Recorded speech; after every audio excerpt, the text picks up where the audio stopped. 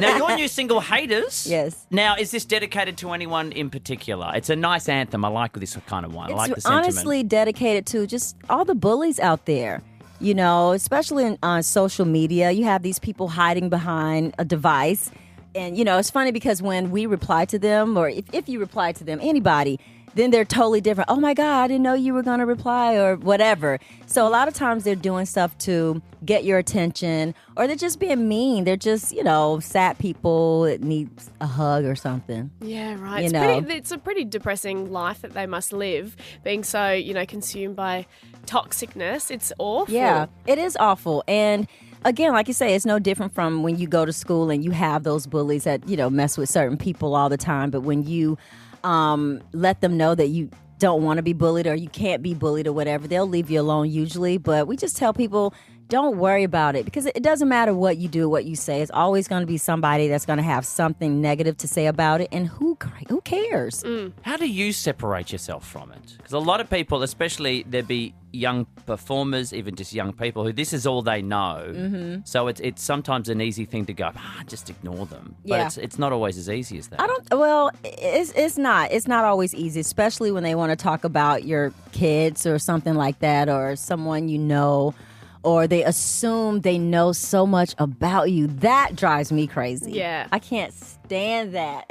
Like, you don't know me. You really don't. You know a little something, but you don't know me personally because we're not friends.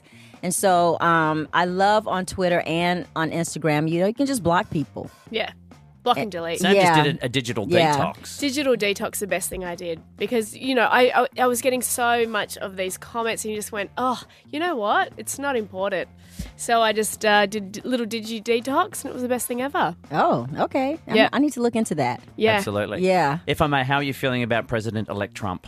I think, you know, I'm not one of those crazy protesters and just going nuts and all that kind of stuff. I think it happens to me every election. You know, they weren't happy when Barack Obama became president. I mean, we were divided then. I have to remind them, like, don't y'all remember when y'all hated Hillary? Like, y'all didn't like her when she was running against Barack. And so people are all in their feelings or whatever. And at the end of the day, no matter who is in that position, we have to accept it and respect them and pray that they can do something good for our country. And that's all you can hope for. You know, just running around being negative and all that stuff doesn't help and it's unnecessary. And I just want it to stop. I hope it stops because, you know, it is what it is. You can't change it. And if you need to, you can stay here. We'll just make sure well, that. First of all, let me just say this. It's so funny how some of the Americans, especially like some of the other celebrities, want to talk about, you know, moving other places. Like, don't y'all know how hard it is to get in these other countries? They're not letting you in. We nearly killed Johnny Depp's dogs for coming into this country, let alone him. Seriously. I'm serious. It's so hard. Oh. And I don't think that it should be easy, but I'm just saying it's like it's not easy, especially in Canada. Oh, my goodness.